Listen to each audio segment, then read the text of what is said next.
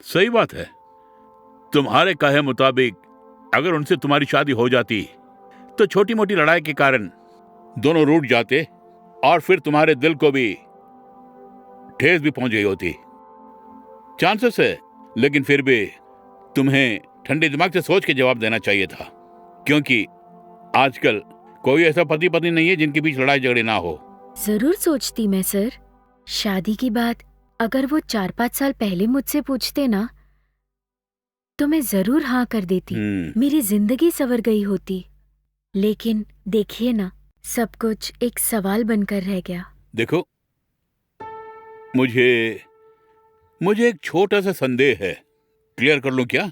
और क्या, कर लीजिए ना। आप आने वाले सभी कस्टमर के साथ इस तरह फर्स्ट नाइट सेटअप में ही स्वागत करते हैं क्या?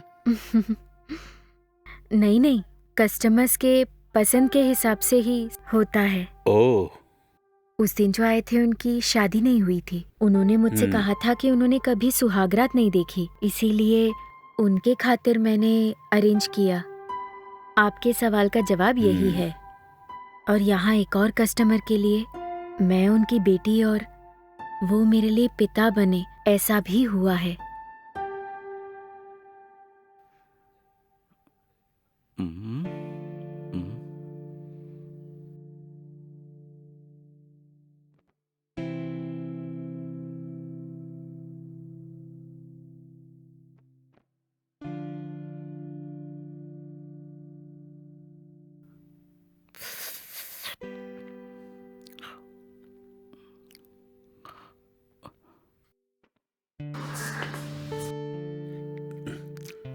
क्यों महिमा इस तरह देख रही हो? इस बूढ़ी उम्र में इसकी यहाँ क्या जरूरत है, यही सोच रही हो ना? ऐसा मैंने कुछ भी नहीं सोचा। सोचा भी तो कोई बुरी बात नहीं है। मेरा नाम राम मोहन है और एक सरकारी मुलाजिम था मैं, और इकलौता बेटा है और उसे अच्छा पढ़ाया लिखाया। फिलहाल विदेश में दोनों हाथों से कमा रहा है वो।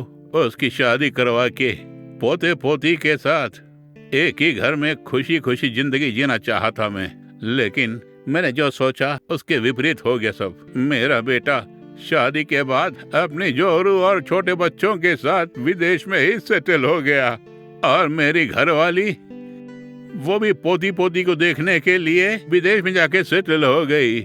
फिलहाल मैं यहाँ बिल्कुल अकेला हूँ महिमा। मेरी देखभाल करने वाला कोई नहीं है, खुल के बात करने वाला भी कोई नहीं है महिमा। रिटायर्ड हुए मुझे 6 साल हो गए हैं। मन में बहुत भार है महिमा। इन 6 सालों में मेरी खैरियत पूछने वाला कोई भी नहीं है। दिल बहुत दुख रहा है महिमा।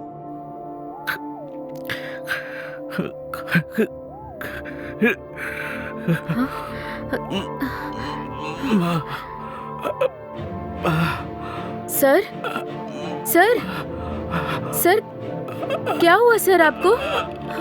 सर, सर, क्या हुआ आपको?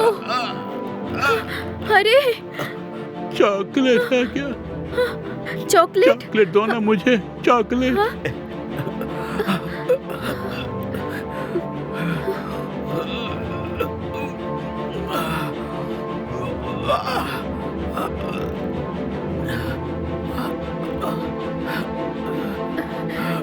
सर, मुंह खोलिए।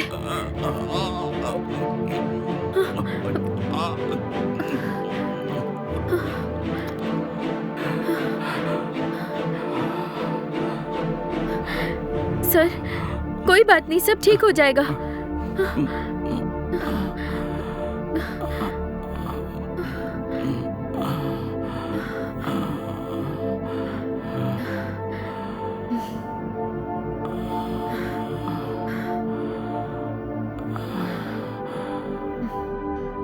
बहुत शुक्रिया महिमा, मुझे लो शुगर है। मेरे साथ कब क्या होगा किसी को कुछ नहीं पता।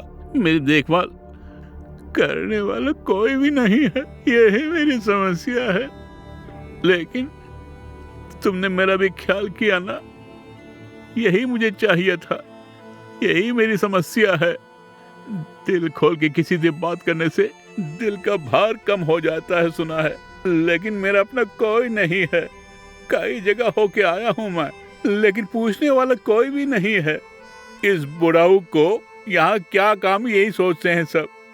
लेकिन तुमने ही मुझे यहाँ बिठाकर कॉफी पिला के प्यार भरी 4 बातें बोल के मेरी बातों को तुमने सुन जो लिया, किससे बढ़कर खुशी कहीं नहीं मिलेगी। तुम्हारा बहुत बहुत शुक्रिया। सर, यहाँ आने वाला हर कोई ना कोई उम्मीद लेकर आता है। अगर आपकी यही उम्मीद है तो मैं आपकी उम्मीद पर खरी उतरूंगी। जब जब आप अकेला महसूस करते हो उस समय आप बेझिझक मुझसे मिलने आ जाइए। अगर आप बुरा ना माने तो क्या मैं कुछ पूछ सकती हूँ? बेशक पूछो ना। एक लड़की की जिंदगी संवरनी हो तो अच्छे बच्चे, अच्छा पति, अच्छी माँ, पर इन सबसे ऊपर एक अच्छे बाप का होना जरूरी है। अगर मुझे आपके जैसे एक अच्छे पिता मिल जाते तो मेरी जिंदगी ऐसी नहीं होती। मैं आपको पापा बुला सकती हूँ?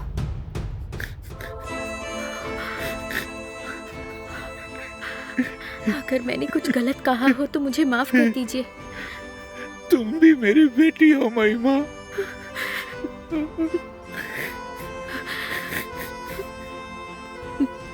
तुमने गलत बात तो नहीं कही मुझसे।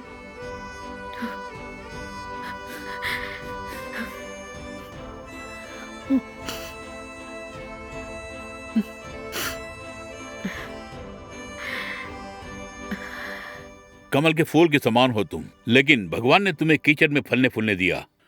वर्क इज वर्कशिप, ऐसे ही कहावत है। लेकिन इसके लिए मैं तुम्हारे धंधे को अच्छा भी नहीं कहूंगा। लेकिन उसी समय ऐसी मजबूरी में जीने वाली तुम्हें, गलत निगाह से देखने वाले समाज को भी तुम्हारी इस परिस्थिति को भी समझना होगा।